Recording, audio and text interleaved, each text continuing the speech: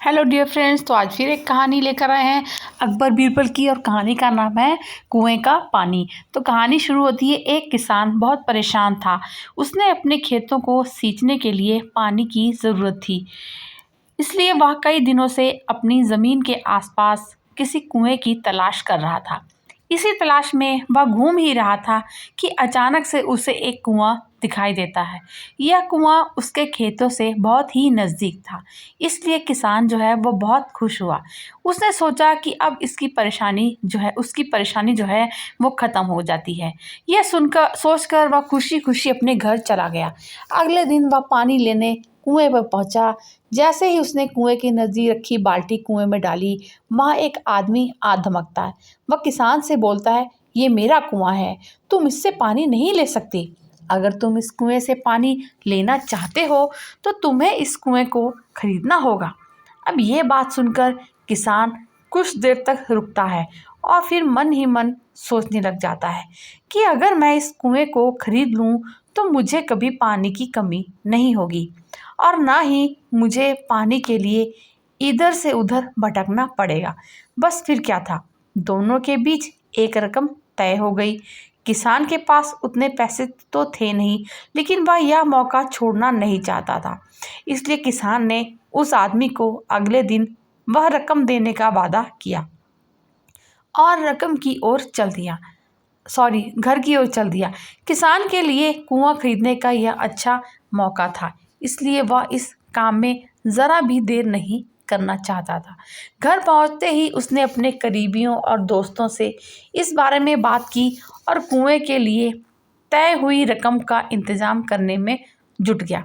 थोड़ी भाग दौड़ और कोशिश के बाद आखिरकार उसने वह रकम जमा कर ली। अब वह पूरी तरह से निश्चित हो चुका था कि उसे कुआं खरीदने में कोई भी परेशानी नहीं हो सकती और ना ही कोई रोक सकता है। जमा हुए पैसों को लेकर वह फिर घर से चल दिया। उसे बड़ी बेसब्री से इंतजार था कि कब रात खत्म होगी और वह कुआं खरीदने जाएगा। इसी सोच में वह पूरी रात सोया नहीं। अगले दिन सुबह होते ही वह कुआं खरीदने के लिए निकल पड़ता है। उस आदमी के घर पहुंच किसान ने उसके हाथ पर पैसे रखे और कुएं को खरीद लिया। अब तो कुआं किसान का हो गया था।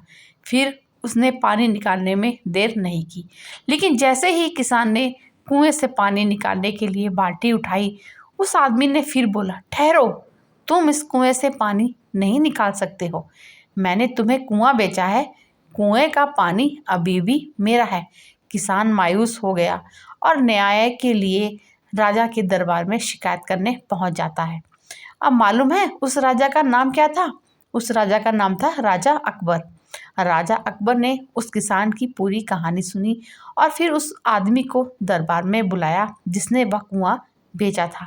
राजा का फरमान सुनते ही वह आदमी भागा भागा दरबार में हाजिर हो जाता है।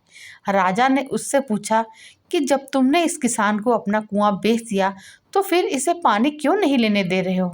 आदमी बोलता है, महाराज, मैंने इसे केवल कुआं बेचा था, पानी नहीं।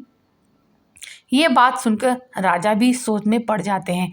उन्होंने कहा कि बात तो यह पते की कह रहा है, कुआं बेचा है, पानी तो नहीं। काफ़ी देर सोचने के बाद जब इस समस्या को सुलझाने में वह नाकाम हो जाते हैं तो उन्होंने बीरबल को बुलाया। बीरबल बहुत ही बुद्धिमान थे, इसलिए राजा अकबर किसी भी मामले पर फैसला लेने से पहले उसकी राय जरूर लेते थे। बीरबल ने एक बार फिर दोनों से उनकी समस्या पूछी। पूरी बात जानने के बाद बीरबल ने उस आदमी से कहा, ठीक है, तुमने कुआं बेचा, पानी नहीं, फिर तुम्हारा पानी किसान के कुएं में क्या कर रहा है? कुआं तुम्हारा नहीं है, फौरन अपने पानी को कुएं से बाहर निकालो।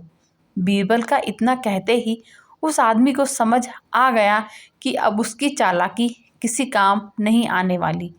उसने राजा से फौरन माफ़ी मांग ली और माना कि कुएं के साथ उसके पानी पर भी किसान का पूरा अधिकार है।